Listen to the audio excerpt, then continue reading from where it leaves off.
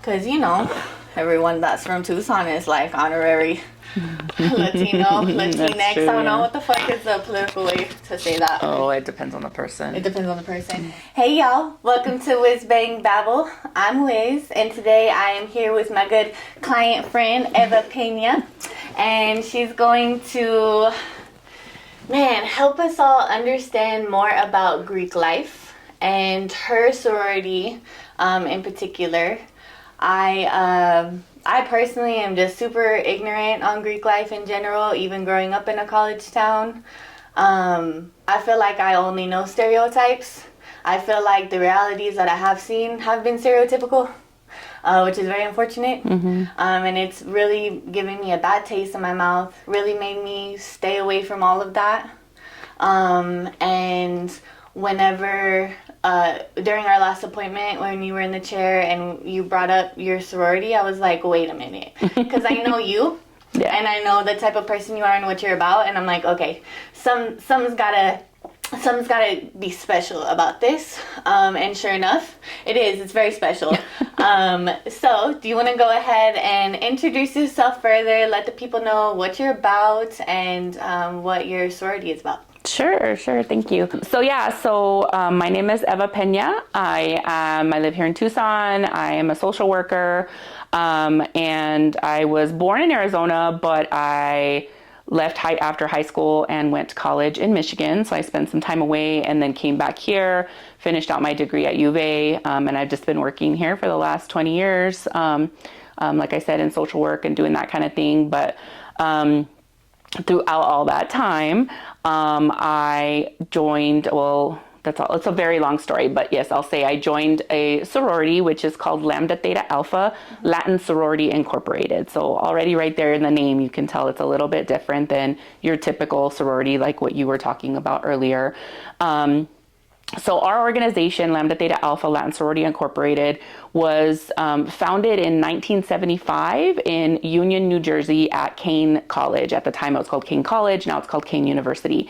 And this was in, again, like mid-70s. There was a lot of like political activism going on at that time. There was a lot of an influx of Latinos and Latinas going to college during that time, and kind of having these experiences of feeling separate, right, on campus, not feeling like they had the support that they needed, like maybe some of the other students on campus did, not having all the same types of resources, right? And so, and then at the same time, the political climate during that time in the country, especially in that part of the country, just kind of, at that time, the founding mothers of our sorority kind of decided to come together and create this organization that would be able to be a support for the other people on campus. They started doing volunteer work, community activism, political activism. They incorporated the sorority as an educational sorority as opposed to maybe like what we would think of as a social sorority, right? It wasn't just about getting together to party and make friends. It was about doing something for your community, doing something to support other people that were part of your community, which inherently like connects directly to culture, right? And so, and even within that group of founding mothers, the diversity within that group of 17 women already set the standard for our organization to be welcoming, even though the name is Latin sorority, welcoming of every ethnicity, every color of person, every, walk of life. And some of our founding mothers, have African American roots and, Eastern European roots and things like that, right? And so they were not all identified as Latinas, and they all, again, we all know Latinas cover the spectrum of skin colors as well, right? And they're no different. And so, again, that kind of just set the tone for what our organization would be at that time. And then since then, we've opened chapters all around the country. At first, it was just kind of generalized in that like New York, New Jersey area. Eventually, we started opening chapters in California, in Florida. And then after that, it just started opening up all over the country, right? And then in when did I go to Michigan? 1997 is when I first went to school at Michigan. I always kind of knew that I wanted to be a part of something like that, but I had the same impressions that you did about mainstream Greek life. I don't want to have anything to do with that. I didn't feel like that would be for me. And I had gone to Michigan the summer before I graduated from high school for like a summer program, and I got to stay in the dorms and all that kind of stuff. And real quick, I'm curious. Go ahead. What you had in your head and the taste in your mouth you had for Greek life, being from Tucson, was it because of the U of A and what you've experienced here, or just what you've heard, the stereotypes that you've heard just within the society? I think it was just like that stereotypical type of image that you get just in general in society, how they're portrayed in movies, how they're portrayed in TV, right? Like those kinds of things. But yeah, I mean, I did do some programming at U of A when I was in high school, things like that. And I kind of just seeing like the people who made up those organizations, like they didn't look like me, and it didn't call to me in any way, shape, or form, right? And so that's exactly what it was. And so again, going so far away, so I actually grew up in Ajo, Arizona, which is like 2 hours west of here, which is tiny, right? Yeah. And going from there to this big giant school in Michigan was like a culture shock for me. And I knew that making like a smaller space for myself with closer connections was going to help me and support me more up there. And so I knew I wanted to find something, whether it was an organization or some sort of, Greek organization, whatever. But I knew that, again, mainstream was not for me. But when I was there in high school, staying in that dorm, some rumor was going around, oh, there's a big party downstairs, you guys should go check it out, right? So I went down there, and it was a Black Greek letter organization party. So like the National Pan-Hellenic Council is our historically African American sororities and fraternities. And I mean, I hadn't even stepped in the door yet, and the vibes that were coming from this space were just wild, like amazing, right? And I saw they were there. They all had their same, like their bright, lettered shirts on with their Greek letters across their chest. They were strolling, like they were all doing these dances together. They were calling, like doing their calls. And I'm just watching this, like, I want that. I got chills. Yeah. Yes, like that's what I want. This is what I want, right? And so at that time, I didn't even know Latin Greek organizations existed, right? And so I thought, but my first question was, I'm not African American. Can I join one of these organizations? Because that's where I'm going right now, right? Please. So that's kind of like was my advent into this, right? Like where my brain started saying, you need to do this, you want to do this, right? And so at the same time, I did kind of connect myself to a cultural organization on campus where I was able to meet other people who were similar to me, whether they were Mexican, American, like myself, or just Latino in general. We ate the same kind of foods, we listened to the same kind of music. And so that was helpful for me. Well, through my connection in that organization is how I found out about the Latin Greek organizations, right? And so, fraternity on campus had just founded their chapter one day. And these were people that I was working with in this other organization, right? And one day they came into a meeting and they all had these like letter jackets on and letters on their shirt. Well, I was just like, what's happening? Where does this come from? And they basically had been working for a while and founded this chapter of this Latin fraternity. And I was like, wait, you can just do this, like you can make your own if there's not one there?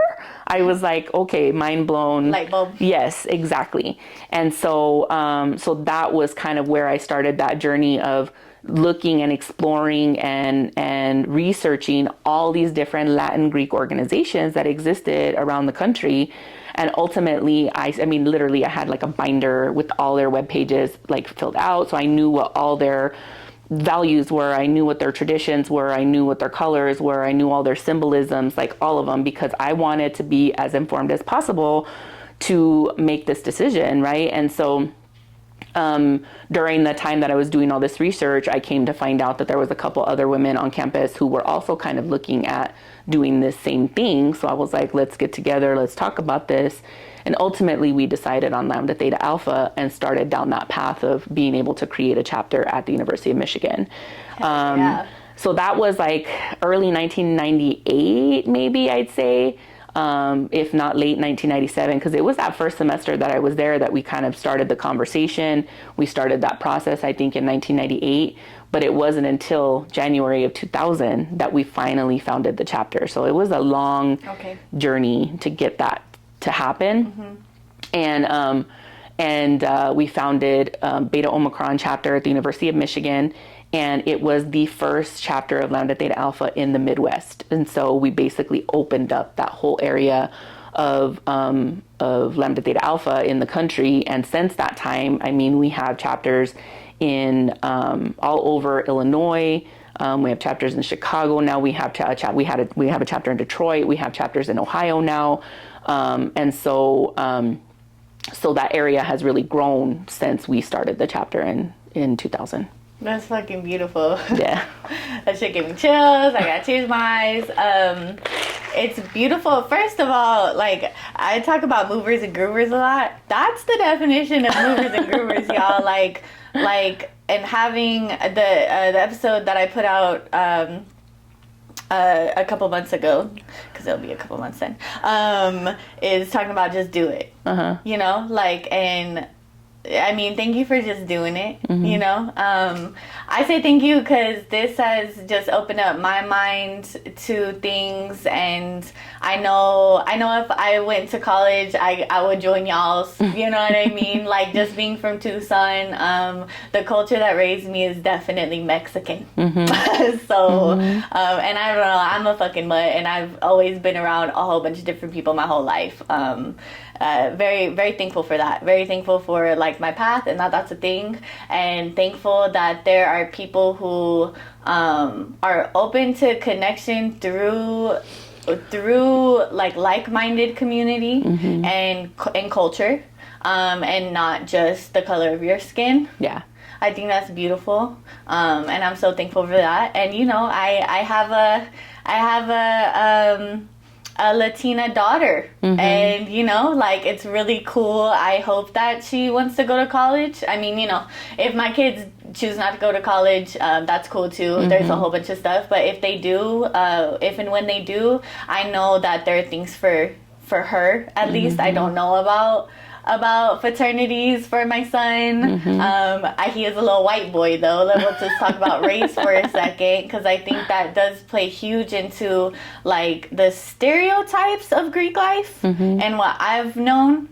And I was talking about some realities of that I've seen that are stereotypical, and that's really unfortunate. You know, when I was in college, and I just ever went to Pima, but being in Tucson, like, the parties that you go to are, you know, people from the U of A are going, Pima, wherever. It's just this whole college community. And then, you know, one person will get on a list for a fraternity party, and I went to one, and honestly, weird as shit. That was just one, so I know it's not everybody, but I was also with a friend that was Black, and they felt very, I don't know what the word is for it. I want to say special to be put on this list. Like, it was a huge deal for them to be put on this list, to be invited to and I'll say a white frat, a fraternity. I don't know how else to put it. And I just thought that was really fucking weird. Yeah.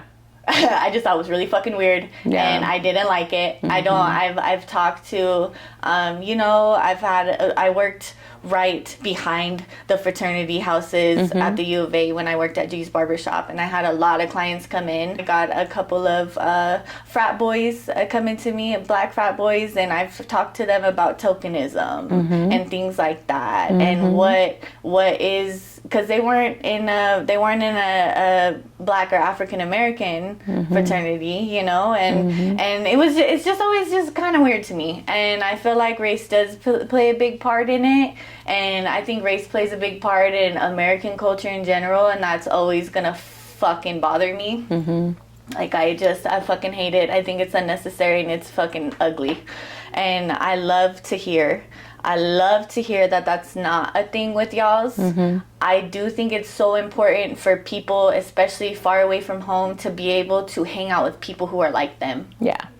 I've been my whole life, like, just around different people. My experience with that was moving to Los Angeles. And it can be pretty segregated. And that used to make me mad. You know, I'm like, fuck this. What the fuck are all these lines? You know? And I had a friend at the time, and they were like, Katrina, people like to be around people like that. And I was like, well, that makes sense. Yeah. I don't know if I've ever felt like I'm around people like me, really. Because I don't... I think I'm a difficult for people to pinpoint of who the fuck I am and that in general. Yeah. So I'm just like, you know, willy-nilly here and there. But I was like, that makes sense, and that's so valid. You know, it's not just like segregation based on race. So I think that's so important, and I love to hear that there are people out there making that happen for their own people. I love to hear that it happened during a time where all this political bullshit's going on. I feel like it's really similar to today.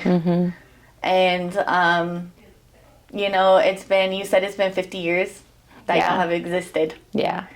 And which is a baby when you think about how long, in general, Greek organizations have been around. Right. So how long has, like, the oldest fraternity or sorority been around? And was it a fraternity first or probably yes, it was probably a fraternity first because men, you know, held everything until they allowed women to have it. But but yeah, so I think probably like the late 1700s is when they first started doing like fraternities, and probably connecting them to like university life and things like that. The first African American fraternity was founded in 1906, so even that's 200 years before that, right? And they started in 1906 because they were being excluded from those other organizations, and typically like we call them mainstream organizations. The reason people join those is not just for the social connections while you're in college. It's about that network that you're building for after college. Those are the people that help you get jobs. Those are your people, your connections when you're a real estate or you're a business broker and you're looking for clients. You're looking to your organization to build that, right? And so you're building those connections. Well, if you're excluding a whole population of people, those people are not making those connections, right? They're not getting the opportunity to get this client base like you have because you were a part of this organization. And so it was important that African Americans were able to then build their own organizations. And now those organizations that have been around for 125 years, you know what I mean, have these amazing networks. I mean, look at what it did for Kamala Harris, right? She's an AKA, Alpha Kappa Alpha, which was the first African American sorority that was founded in the country. And that entire base, like, they campaigned for her. Yeah. They came out for her and made sure that she was getting those votes and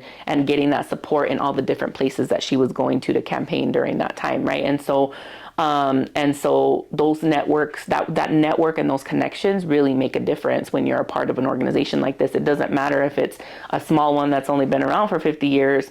You get something from those connections. And again, the longer it's there for, the more that network grows, right? Right. And how many people are associated with y'all's? Oh gosh. Like ballpark number. I couldn't even say. I feel like I saw something recently that said we've had at least 10,000 sisters since the inception. Okay. But you know, early years, sometimes they don't keep as good a record. So it's always going to be give or take. But yeah, I mean, at least that. Yeah. And I'm assuming it's not just the sisters, it's the families that they go on to make for themselves. And yeah. And then for some of them that builds legacy. We have people who crossed, we call it crossing when you become a member. We have people who crossed in the 80s whose children have now become members as well. Yeah. And so it becomes like a family tradition. Like I said, there's that Latin fraternity. We have one that's kind of connected to us. We're not like officially connected, but we have like a kinship with each other because we have a similar history. We have members of those two organizations that have gotten together and built families, and we call it the Lambda family. So, you know what I mean? So we have Lambda fam. So it's not just our organization, it's also this organization too that now has expanded our connections and our network. So yeah, That's awesome. I know, like, when I have talked to people who are in, actually, besides you, I've never talked to a woman that's been a part of a sorority. Just fraternity members, again, working at the barbershop and, like, doing a lot of guys' hair and stuff, and we're right there. And that was the gist of what I got from it. Like, that's... people would join Greek life because of the connections that you make. And then also... I feel like leadership too, because it's self-governed. And I want to touch back on when you were first introducing your sorority right now, and you were talking about the founders wanting it to be more educational based and less social. I feel like when I was researching for this episode and I'm Googling sororities, fraternity, Greek life, all this stuff, all the definitions of what it was that. So it's like, I'm sure the founding mothers were like, looking around like, maybe this isn't exactly what it's supposed to be. This isn't what it meant for. We're going to make something where it's actually supposed to be like that. And then, I was asking you earlier about how did Greek life even get started? And you said it was way back. You said, what, hundreds? Like the late 1700s. Late 1700s. It's insane. And, it makes sense that you were saying people just wanted to have these societies, or what do you call it? Governed? What do you call it? Like groups of people that want to come together to talk about like-minded, maybe you share the same values or the same political views, or you want to be able to debate with somebody over a particular topic or something like that. Yes. To come together to make a difference.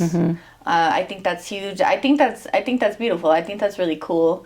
It makes sense why, because I was like, Greek life, like, and that's another thing when I was Googling it talks about actual Greek people, in their lives. So I was like, that can be confusing, and why is it called that? But it makes so much sense that it goes back to just how Greeks were. And that's dope. I like that. I like that it's self-governed, and it makes sense why so many leaders come from Greek life. And I definitely, and I had to take a second to touch on that and shine light on that, because I think that's really important.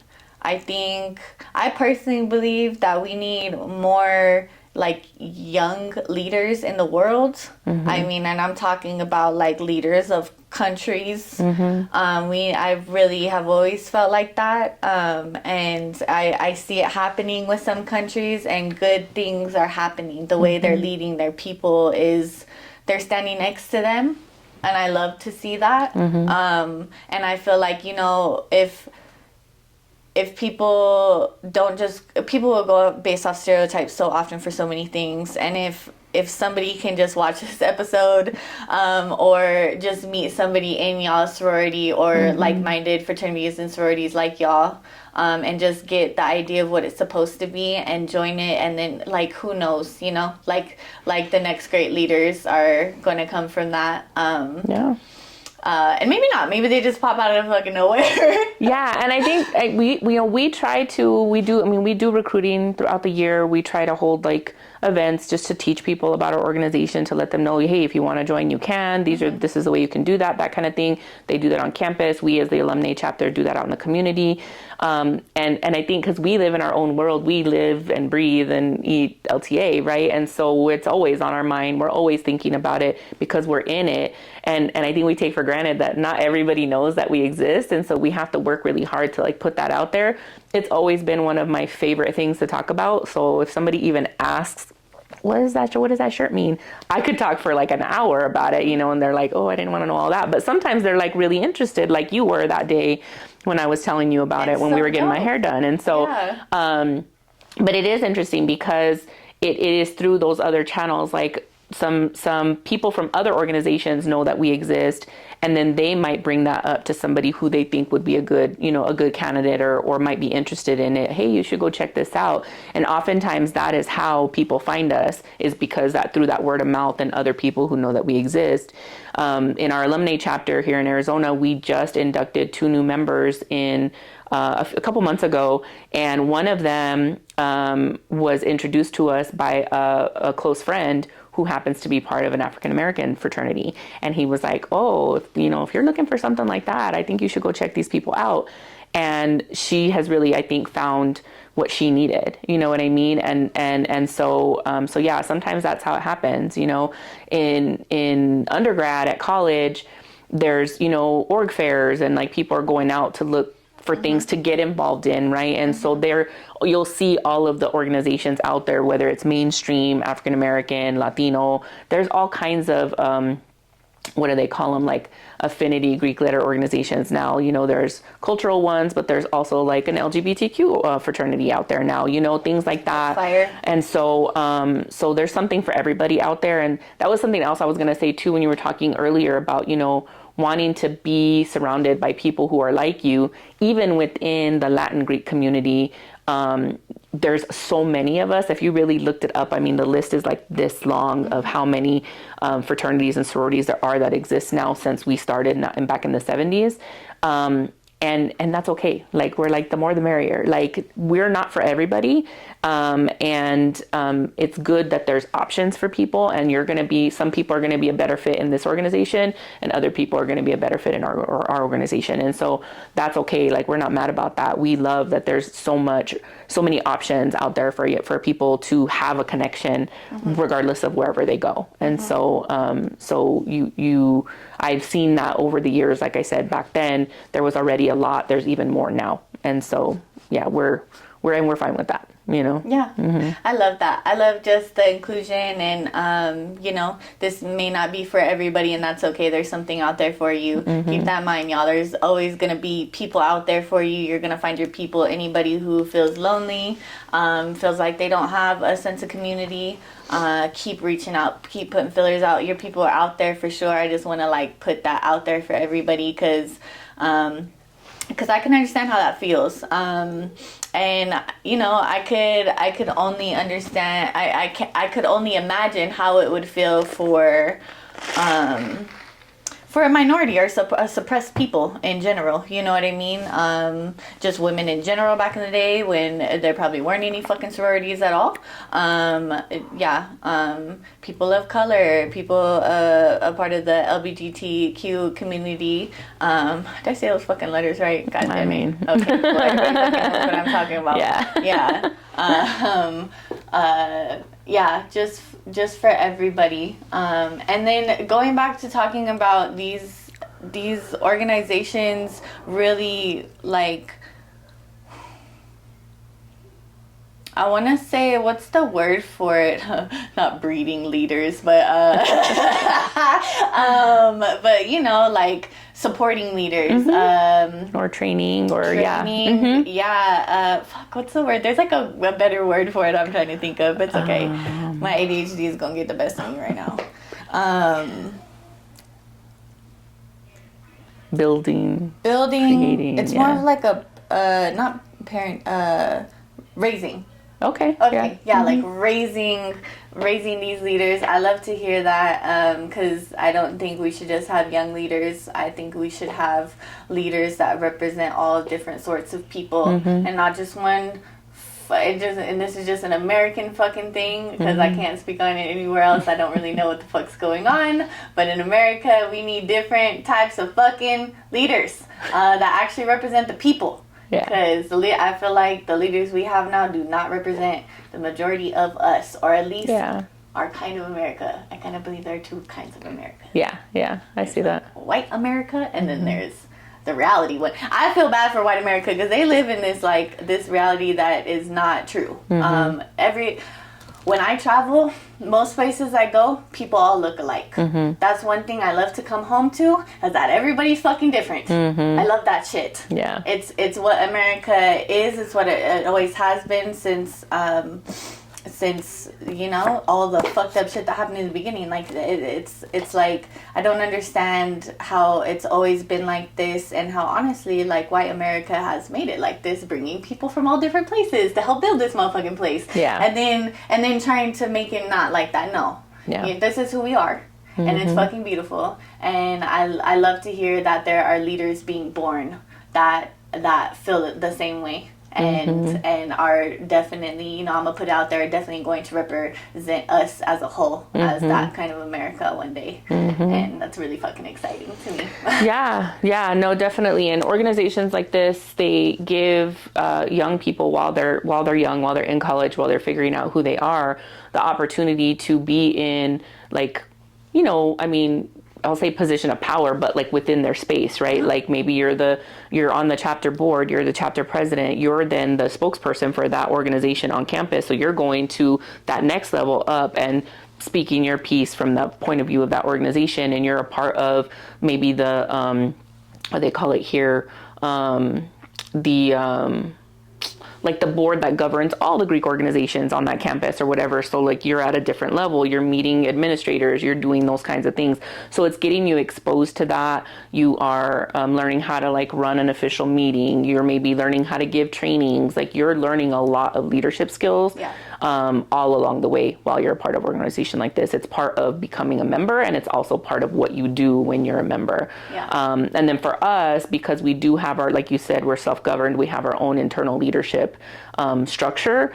For us, that also gives young people the opportunity, once they do graduate, to continue being a part of the organization through those leadership structures. So you can become a sister of an alumni chapter, you know, like the one that I'm in right now. You can be on that board. You can also be in our area board, which governs, you know, specific areas around the country.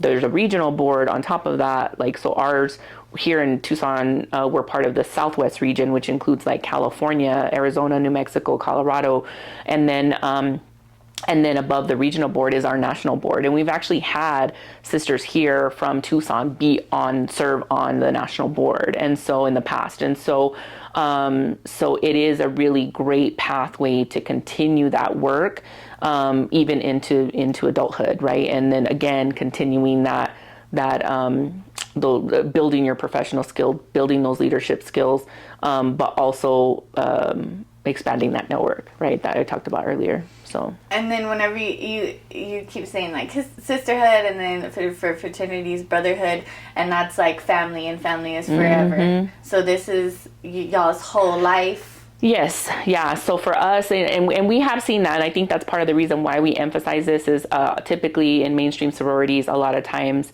it's done when you're in college. Like when you're done with college, like you're done with that, right? Like many of them, I'm not going to say all of them. It's not supposed to be like that though, right? I'm not sure, to be honest. I mean, you know. They all, even the mainstream ones will say it's a sisterhood, right?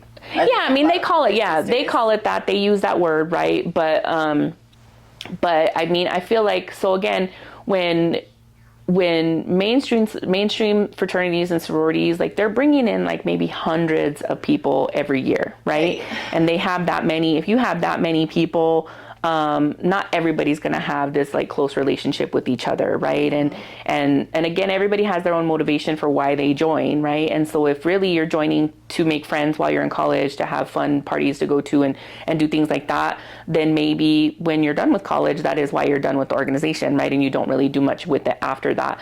But maybe sometimes people are joining because mainstream. One thing that I do like about mainstream sororities is they do a lot of volunteer work in the community. So a lot of really great fundraising happens through that for organizations, whether they're like national kind of organizations or whether they're like community organizations or agencies or, you know, entities, things like that. They do a lot of volunteer work. They do a lot of community service as an organization. And having that many members, that can make an impact, right? Because there's a lot of people donating. There's a lot of people doing work. They go and build houses for Habitat for Humanity, things like that, right? And so those are great things that they do. And if you joined for that, then maybe you are going to continue on, because being part of like the alumni association for whatever organization you were a part of might give you an opportunity to continue doing that volunteer work or that community service after you leave college. So I think that there are some people who do continue that route. I don't know if they see it as family like we do. We've always said sisterhood is a lifetime. So we're making a lifetime commitment to this family. And like I said, I've been a sister for 25 years and I'm still just as active as I was when I first started, and that's not the case for everybody. Some people That's why you just got an award, girl. I did. Yes, I did. And so, I think there's some people that step away for whatever reason, right? They're building their family, they're building their career, so they'll step away. But sometimes they come back. And so, as a matter of fact, the sister who was the national president when I became a sister is now the current national president again. So 25 years later, she's still just as involved and active. And she's one of those who that has a legacy. Her daughter became a sister as well when she was in college. And so, so everybody has their varying levels of involvement after graduation. But like I said, our alumni chapters really make that easy for them to continue to be able to do that. And be able to be involved in whatever way they want and at whatever level they want. And so yeah, we've always said that the sisterhood is for a lifetime. And I can go anywhere in this country that we have sisters, and I will be able to just sit down and pick up and talk to that person, even if I've never met them before, because we have a common bond and we have common language. We have had a common experience in the organization. So no matter where I go, I'm going to be able to have somebody who I could call family. If my car broke down while driving across the country, somebody would come and help me. If I needed somewhere to lay my head or someone to come pick me up from the airport, I would have somebody who would be willing to do that, even if we've never met before. And I've actually done that before. I've had people pick me up from the airport, let me sleep on their floor because I needed somewhere to go. And I've tried to do the same thing for others that come through, because, we live right off I-10. People be coming through here all the time. And so I try to do that for them too. And I've always told people, you always have a home. If you come to Tucson, you have somewhere to be, you have somewhere to stay. I think we all do that for each other. And it's just amazing to have that kind of connection with people that you maybe have never even met, simply because of this shared experience and bond that we have as being part of this organization. That's beautiful. And that's definitely something, after our last conversation, like when you first just introduced this, your sorority and the idea of it and what you guys stood for, I was just so impressed. And I went on to brag about it to my family and my friends. And that's what I said every time. I was like, you got someone all over that's there for you. And that's just, fuck. I mean, I feel like that's what humans are about. That's what humans need. Yeah. That's a lot. I think that's something that we lack in the world, period. Right now, like big time. People are like suffering from severe loneliness, Yeah. And so that's just so beautiful. I love that so much. And, I mean, thank you again, like, for being a mover and a groover and doing what you have done within your organization. And shout out to your mothers, the founding mothers, and, all the movers and groovers who are creating communities like this. It's so important. Okay, so we've talked about connections and commitments. I really want to touch on, like, the pros and cons of the cost, the financials of joining a sorority. What does it usually look like? What does it look like for the mainstream ones that you've talked about, and then smaller ones such as your own? So typically for the mainstream organizations, you're paying thousands of dollars every year to be a member. And then some organizations make it a requirement that the first year that you're a member, you might have to live in their house, which then increases your cost, because not only are you paying your membership dues, but you're also paying to live in the house itself. So it can be pretty expensive. So that versus our type of organizations, we don't have houses. There might be members who might like try to get an apartment together, which is always really fun. We did that in Michigan, and things like that. But we don't ever have like official houses, right? And those types of properties are paid for with like alumni donations. Okay. These organizations have had alumni from 200 years ago, right? And so they have more affluent alumni. They have, these are people, you just talked about it earlier. More established. Yes, but we talked about earlier how they didn't allow people of color into their organizations, right? And when you think about the history in this country of who owns property in this country, right? Who has the amount of wealth, the highest amount of wealth in this country, right? And that is typically, Caucasian people, right? And so they are funneling money into these organizations as alumni of these organizations and donors.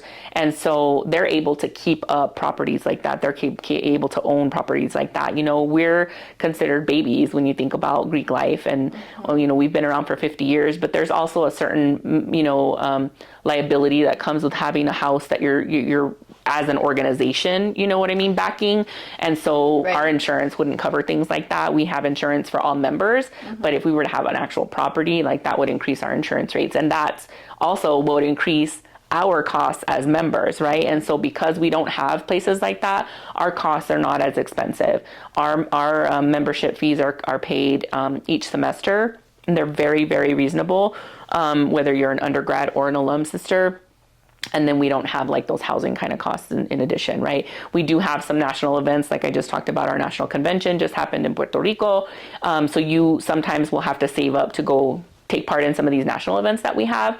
But other than that, it's very reasonable to be able to be a member and not break your bank and feel like you're going into debt just to be able to be a member. Are there any types of scholarships that members can get to help pay for the fees that come up every semester? Are there rich alumni that funnel money into it at all? So that's funny that you mentioned that, because we have I'd say probably the last 10-ish years, we did start a program where if as an alumni, when I'm going in to pay my dues, it gives me an option. Do you want to donate money to, I believe we call it the ULR fund. So our principles are unity, love, and respect. And so I think they call it the ULR fund. And if you put money into that, it's kind of like a pot of money. So if there are younger sisters out there who are struggling that semester to get that money together to be able to be active, they can apply to tap into that fund that other sisters have already donated to. So again, we saw it as a need, we created it, and we've kept it up for probably about, I'd say, the last 10 years. If anybody cares to donate to it, how can they find out that information to do so? You know what? I'm not sure. Can anybody donate to it? I don't know. I don't think so. That's a good question, though. That would be kind of interesting. Yeah. Yeah. Okay, cool. We'll look into it. And then also you had talked about there's like a short documentary on y'all's sorority, and you're gonna find out where we can find that at, and then I will put it in a link in the caption below, guys, so that you guys can check it out if you're really interested and get to know more details about this beautiful sorority. I'm gonna have to look at it, say it again. Lambda Theta Alpha. Yes. My brain's just not used to saying this shit. Sorry. But yeah, if you want to check it out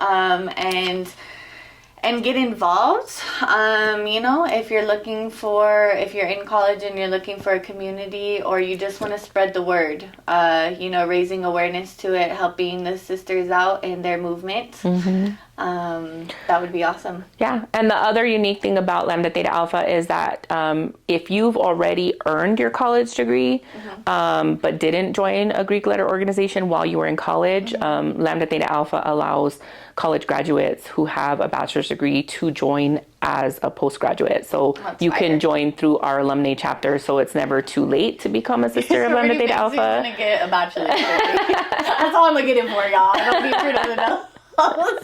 No, seriously, because it's just so dope, and I would, I hope that this episode helps just bring awareness, and if anything, just like take the nasty taste out of some people's mouths whenever it comes to Greek life in general, and understand that there is something out there for them, or just for people who aren't trying to fucking party all the time and just be molded into another person for white America. Yeah. Because I feel like, they're a little factory sometimes. It's just my personal opinion. This is my personal opinion. But that's awesome. That's good to know. Y'all heard that. Okay? So if you fucking love it and you have a bachelor's degree, or you want to go and get your bachelor's degree so you can join the sorority like me, yeah, we'll see you there. I love that. Do you have anything else you want to touch on before we wrap it up? No, I mean, I just like to emphasize, like, again, like our organizations, and again, not just our organization, there's multicultural Greek organizations out there. There's other affinity groups out there that function under Greek letter organizations. And, you know, we very much incorporate, our culture into everything that we do, you know, so it's similar to other things. Like, for example, Black Greek letter organizations, they do stepping, right? Like, that's not something we do because that's not part of our traditions, right. But we do something called saluting. So that's always fun to see at our events. We do stroll like Black Greek letter organizations do, but typically we stroll to Latino music, yeah. Right? And so we try to infuse our culture into everything that we do. And so, and I feel like the other organizations are very similar in that way. And so, again, like you were saying, like, you've always felt very ethnically Mexican because of how you were raised and where you grew up and things like that. And so we welcome anybody, right? And we, I think that because we emphasize culture and community and right, like that's what sets us apart. And I think that's also what makes it feel more like family. And I think that's why people like want to be a part of that. And so I just want to emphasize that because I think that's probably, we were talking about the pros and cons or whatever, and I feel like that's the biggest difference because we tend to be smaller groups when like even at university chapters, right? It's not 150 people. It is maybe 10, 12, 15 people, if even that, right? And so you become close because everything that you're doing, you're working together and you're spending a lot of time together and things like that. So I feel like, and even again at the alumni level, like you're building close relationships because of the work you're doing through the organization. So, so I just want to emphasize that because I think that that's really what sets us apart. Yeah. Culture is huge, huge. Just going to school for business, like, let's say Starbucks wants to open up in another country, they have got to do their research on the country. They have got to hire people from there, not just to give back to their community. They got to do it so they know what's going on and they know how to make money. Yeah. Because culture is everything, and culture is what raised you. Mm-hmm. It is what raised you. It's what molded you as a person. You know, what do you relate to? What kind of food do you like? Because that's my favorite part of culture, food. You know, what kind of music do you like? What you know, what really moves you? And I thank you for emphasizing that. Whenever it comes to Greek life, when people are in college, there is something out there for them, regardless of how they identify, what kind of culture resonates with them, what raised them, what moves them, you know, what pulls on their heartstrings, what makes them happy. And there's connection there. Yeah. And I think that's the most important thing, the connection, and too, like the experience for leadership is, I really like that. Yeah. I really like that.